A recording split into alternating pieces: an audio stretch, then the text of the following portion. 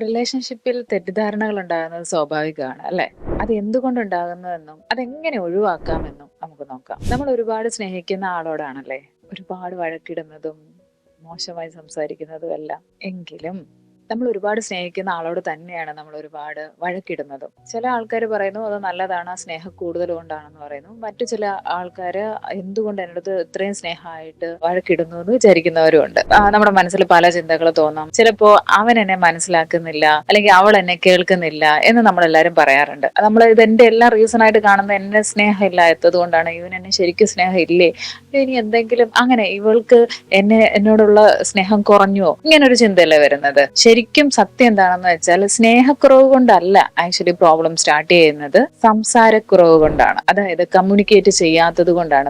നമ്മൾ പ്രോപ്പർ ആയിട്ട് നമുക്ക് എന്താണ് എന്നുള്ളത് നമ്മുടെ പാർട്ട്ണറിന്റെ അടുത്ത് കമ്മ്യൂണിക്കേറ്റ് ചെയ്യാതിരിക്കുമ്പോഴാണ് സ്വരച്ചേർച്ചകൾ കൂടുതലും ഉണ്ടാകുന്നത്. തെറ്റിദ്ധാരണകൾ ഉണ്ടാകുന്നതിന്റെ റീസൺസ് നോക്കാം. ഫസ്റ്റ് വൺ എന്ന് പറയുന്നത് തുറന്ന് സംസാരിക്കാതിരിക്കുക എന്നുള്ളത് തന്നെയാണ്. നമുക്ക് എന്താണ് നമ്മുടെ പ്രോബ്ലം എന്നൊന്നും നമ്മൾ അവരോട് പറയുന്നില്ല എങ്കിൽ നമുക്ക് പ്രോപ്പർ ആയിട്ട് കമ്മ്യൂണിക്കേറ്റ് ചെയ്യാൻ, അതിന്റെ ഒരു ക്ലാരിറ്റിയോട് കൂടി മനസ്സിലാക്കി കൊടുക്കാൻ സാധിക്കുന്നില്ല എങ്കിൽ അവർക്ക് എങ്ങനെ മനസ്സിലാക്കാൻ പറ്റും? അവർക്ക് ഒരിക്കലും അത് മനസ്സിലാക്കി എടുക്കാൻ പറ്റത്തില്ല. അപ്പൊ എങ്ങനെയാണ്? നമ്മൾ തിരിച്ചും അങ്ങനെ തന്നെയാണ് കേട്ടോ. അവരിങ്ങോട്ട് പറഞ്ഞില്ല നമുക്ക് മനസ്സിലാവാത്തത് പോലെ തന്നെ നമ്മൾ അങ്ങോട്ട് പറഞ്ഞില്ലെങ്കിൽ അവർക്കും മനസ്സിലാവില്ല. അപ്പോൾ ഒരു റിലേഷൻഷിപ്പിൽ പ്രോപ്പർ കമ്മ്യൂണിക്കേഷൻ വളരെ ഇമ്പോർട്ടന്റ് ആണ്. സെക്കൻഡ് വൺ എന്ന് പറയുന്നത് നമ്മുടെ മനസ്സിലെ പ്രതീക്ഷകൾ പറയാതിരിക്കുക എന്നുള്ളതാണ്. അതായത് നമ്മള് ഇപ്പൊ കുറെ കൊറിയൻ ഡ്രാമാസ് കാണുന്നുണ്ട്, പല മൂവീസ് കാണുന്നുണ്ട്. അതിൽ ഭയങ്കര എന്താ പറയാ, ഇങ്ങനെയാണ് റിലേഷൻഷിപ്പ് എന്നും പറഞ്ഞിട്ട് കുറെ ഇത് കാണിക്കും. അപ്പം നമ്മൾ ഇത് കണ്ടു വളരുന്ന നമ്മളുടെ വിചാരം ഇങ്ങനെയാണ് ആഫ്റ്റർ മാരേജ് ലൈഫ് പോകുന്നത്, അല്ലെങ്കിൽ ഇങ്ങനെ ആയിരിക്കും ആ ആൾ എന്നെ കെയർ ചെയ്യുന്നത് എന്നുള്ളൊരു ചിന്തയുണ്ട്.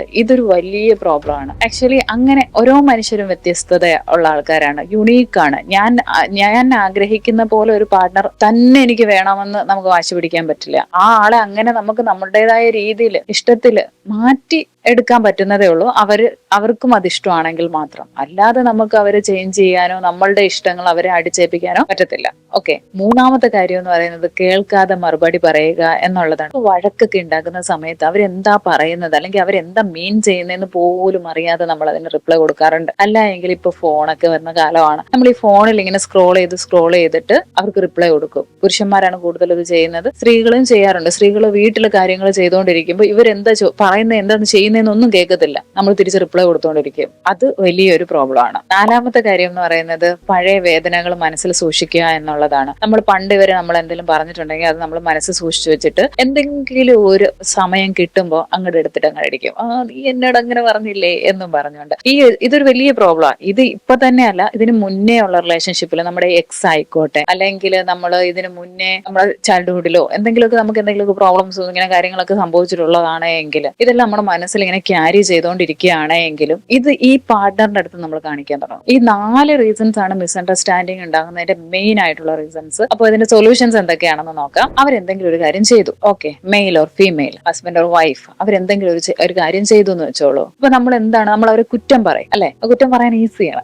ഓക്കെ. കുറ്റം പറയുന്നതിന് പകരം നമ്മളുടെ ഇമോഷൻ അവരുടെ അടുത്ത് കൺവേ ചെയ്യാൻ ശ്രമിക്കുക. അതായത് നീ അങ്ങനെ ചെയ്തു, ഇങ്ങനെ ചെയ്തു, അങ്ങനെ ചെയ്തു എന്തിനെന്ന് ചോദിക്കുന്നതിന് പകരം നീ അങ്ങനെ ചെയ്തപ്പോൾ എനിക്ക് വിഷമമായി, അത് ഈ ഒരു സംഭവമാണ് എന്നുള്ളത് നമ്മൾ അവരെ പറഞ്ഞ് മനസ്സിലാക്കി. ഈ ഒരു ഇമോഷനാണ് എനിക്ക് ആ സമയത്ത് തോന്നിയത്. നീ എല്ലാവരുടെ മുന്നിൽ വെച്ച് എന്നെ തള്ളി പറഞ്ഞപ്പോൾ എനിക്ക് ഭയങ്കരമായിട്ട് ഇൻസൾട്ടഡ് ആയി തോന്നി, നീ എന്റെ കൂടെ നിൽക്കേണ്ട ആളല്ലേ. അതായത് തുറന്ന് സംസാരിക്കണം. നമ്മുടെ ഇമോഷൻ എന്താണ് അത് മനസ്സിൽ വെച്ചിട്ട് ആ ഇമോഷനൊക്കെ മനസ്സിലാക്കും. എന്നിട്ട് അങ്ങോട്ട് ദേഷ്യമായിട്ട് അവരുടെ മുന്നിൽ കാണിക്കാൻ തുടങ്ങും. അതല്ല വേണ്ടത്. നമ്മളുടെ ആ ഒരു ഇമോഷൻ അവരുടെ അടുത്ത് എക്സ്പ്രസ് ചെയ്യുക. ഇതാണ് എനിക്ക് തോന്നിയെന്നുള്ളത് അവരുടെ അടുത്ത് തുറന്നു പറയുക എന്നുള്ളതാണ്. സെക്കൻഡ് വൺ എന്ന് പറയുന്നത് കേൾക്കാൻ പഠിക്കുക എന്നുള്ളതാണ്. കേൾക്കാൻ പഠിക്കുക എന്ന് പറയുന്നത് ഒരു ഗുഡ് ലിസണർ ആവുക എന്നുള്ളതാണ്. നമ്മൾക്ക് പലർക്കും ഇല്ല ഒരു നല്ല ലിസണിങ് കപ്പാസിറ്റി ഉള്ള ഒരാളാണ് നമ്മുടെ ഫ്രണ്ട് ആയാലും നമ്മുടെ പാർട്ട്ണർ ആയാലും നമ്മുടെ പേരന്റ് ആയാലും നമുക്ക് എന്ത് ആശ്വാസമാണെന്നല്ലേ അറിയാമോ? നമ്മളെ കേൾക്കാൻ ഒരാളുണ്ടാകുന്നത് എന്ന് പറയുന്നത് നമുക്ക് എല്ലാവർക്കും ഭയങ്കര സന്തോഷമുള്ള സമാധാനം തരുന്ന ഒരു കാര്യമാണ്. എന്തുകൊണ്ട് നിങ്ങൾക്ക് അങ്ങനെ ആയിക്കൂടാ? നിങ്ങളുടെ പാർട്ട്ണർ നിങ്ങളുടെ അടുത്ത് സംസാരിക്കാൻ വരുമ്പോൾ നിങ്ങൾ ഇരുന്ന് കേൾക്കുന്നില്ല.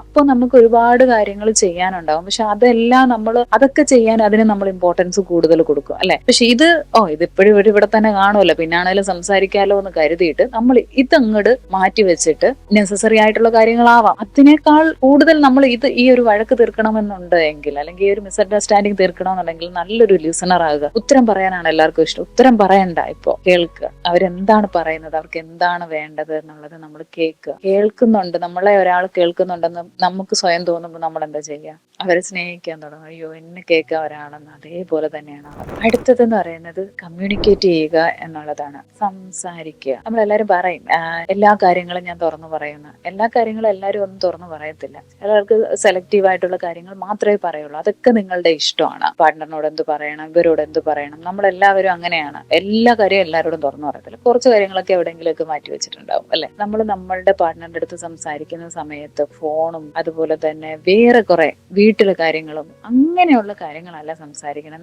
നിങ്ങൾ തുറന്ന് സംസാരിക്കണം അവരുടെ അടുത്ത്. ഒരു 10 മിനിറ്റ് എങ്കിലും നിങ്ങൾ ഇപ്പൊ നമുക്കില്ല എന്ന് കരുതുന്ന ആ ഒരു ലവ്, ഒരു പ്യുവർ ആയിട്ടുള്ള ഒരു പ്രണയം, അതൊക്കെ ആക്ച്വലി നിങ്ങൾക്ക് ഉണ്ടായിരുന്നുണ്ട് ഒരു കാലത്ത്.